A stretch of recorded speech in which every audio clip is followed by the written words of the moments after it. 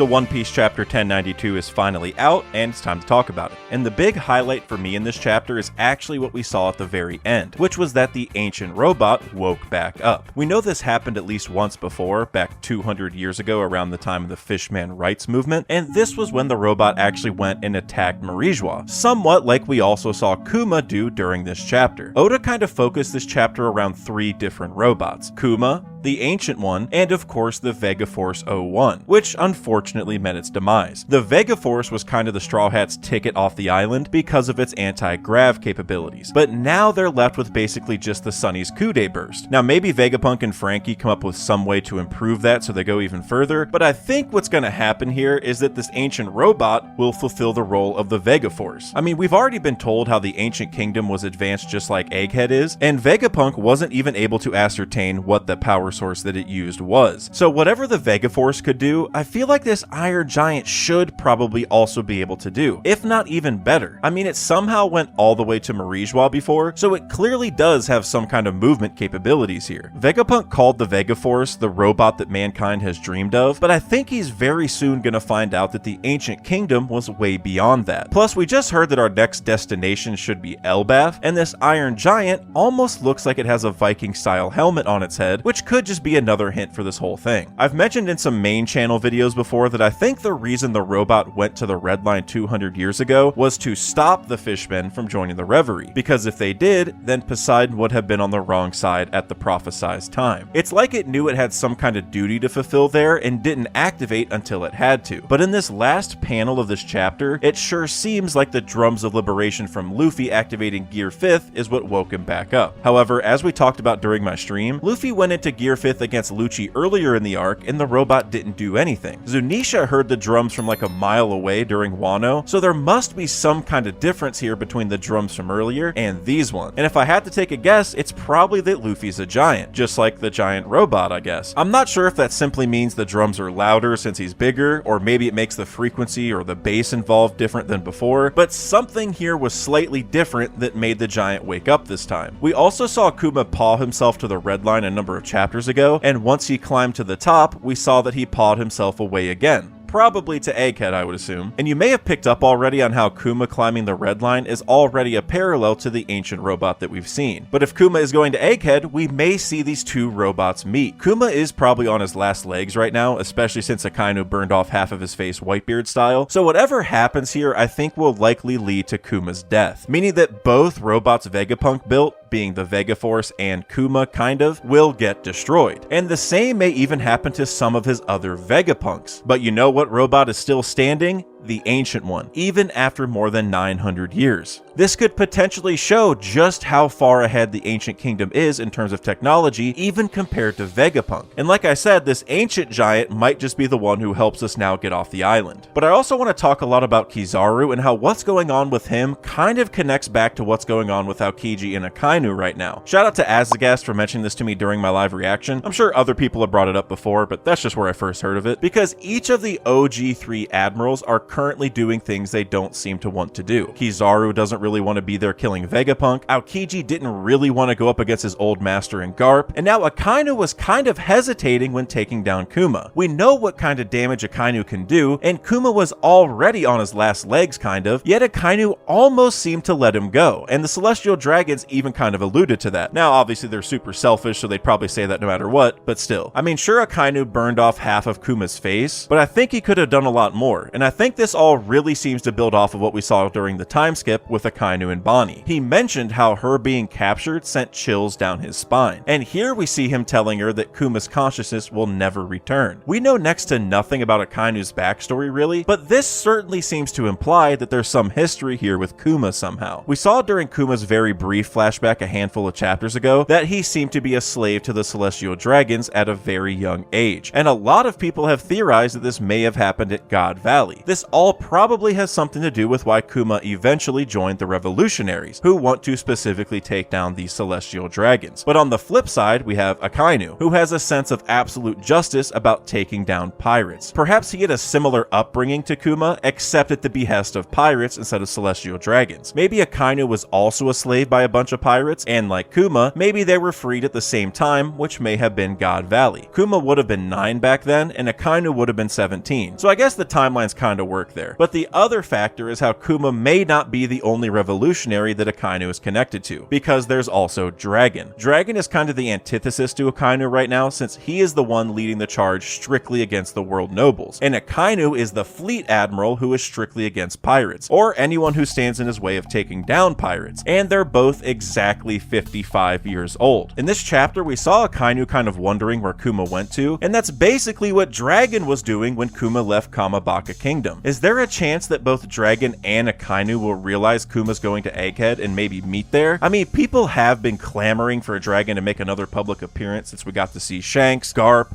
Kobe, and Blackbeard all show out a little bit, but Dragon is still just sweating like he usually does. But we're almost exactly 1,000 chapters since Dragon's introduction in chapter 100. And big shout out to Randy Troy's math piece video, because we're probably going to see Smoker again too if you follow Oda's tendencies. Randy talked a lot about how Smoker was once the attacker who was stopped by Dragon, and then he was also the one being attacked by Doflamingo, but Aokiji came to save him. Those situations were very similar in a lot of ways, and Smoker played 2 of the 3 roles at hand there. He's been the attacker who got stopped and the victim who got saved. So that means it should be his time to do the saving eventually. And when he does, that could be the time that he finally goes fully against the Marines. And the reason I bring that up is maybe Smoker and Dragon will flip the script on what we saw before, where instead of Dragon stopping Smoker from killing Luffy, maybe Smoker will stop someone from killing Dragon, or at least hurting Dragon, because we all know he's going to be a beast on his own, and maybe that person who's attacking him will be Akainu. Or it could be as simple as Smoker stopping Akainu from killing Luffy. Really, any of these kind of work. The point is just I want to see Smoker stop Akainu from doing something. We know that Smoker has kind of had his sense of justice challenged over the years, so if he were to get in the way of the fleet admiral from killing someone, maybe even the most dangerous man in the world, that would be the ultimate sign of betrayal, and it would also be the shine that Smoker desperately needs. And as for future chapter predictions, I think we absolutely need to get caught back up with Zoro and Sanji, as well as Bonnie, because all 3 of them are outside the Fabrio stratum. We know that Zoro pushed him and Lucci out of it last chapter, and Sanji likely followed them since I don't think we saw him in this chapter and he had the bubble gun anyway, and now Bonnie got flung out of the lab as well. The lasers got turned back on afterwards since Vegapunk cracked York's passcode, so those who are stuck on the outside right now probably can't get back in. And then remember a few chapters ago when Saturn said that Bonnie was just a little girl and they could leave her alone? I wonder if that will have something to do with the altercation here. We know during Sabo Odi, which has tons of parallel to Egghead as we all probably know, that Bonnie and Zoro met and they even had an altercation with a celestial dragon, where Bonnie basically saved Zoro by explaining who they were. And now we have Saturn approaching the island, one of the top-ranking celestial dragons that there is. So I want to see that situation flip on its head here, since Oda has kind of set up the chessboard for it. So maybe Zoro doesn't attack Saturn because of what he learned during Sabo Odi, but Bonnie instead is the one to make some kind of move. And that can make sense since Saturn did give the order to leave her alone. The pacifistas may not be targeting her as it is, and maybe Bonnie's awakening could then flip the script on this entire Egghead incident. And I feel like I'm a broken record at this point, but where is the Blackbeard crew? They were the last thing we saw before dipping away from Egghead a couple months ago, and then once we got back, we haven't seen their ship at all. We've probably all heard that Katarina Devon and Lafitte are the most likely people on that ship, and both of them are master infiltrators, so they're likely moving secretly right now, but still, it almost scares me that we haven't seen them yet. I'm not a big fan of the Katarina Devon is disguised as Bonnie theories, or really that she's disguised as anyone that's important, but I could maybe see her looking like a low-ranking Cypher Pole agent right now or something, just because that would help her fit in and listen in on the situation. The question for me though is just when they're gonna burst into action and how. If it truly is just Devon and Lafitte, that's 2 people up against a Yonko crew or against a 30,000 person army that was said to put a Buster Call to shame, so whatever they do would probably need to be perfectly timed, or at least done in such a way that they don't even get seen at all. And unfortunately, Unfortunately, that may mean that we need to wait a little longer to see them appear. Also, one last thing, Kizaru is definitely awakening soon. Logias have been slept on for far too long in my opinion, and there's a reason why Oda is saving the Logia awakenings for last. Kizaru is about to show us what he's made of, literally. But that's it for this video, guys. Please make sure to hit like and subscribe if you enjoyed it, but until next time, later.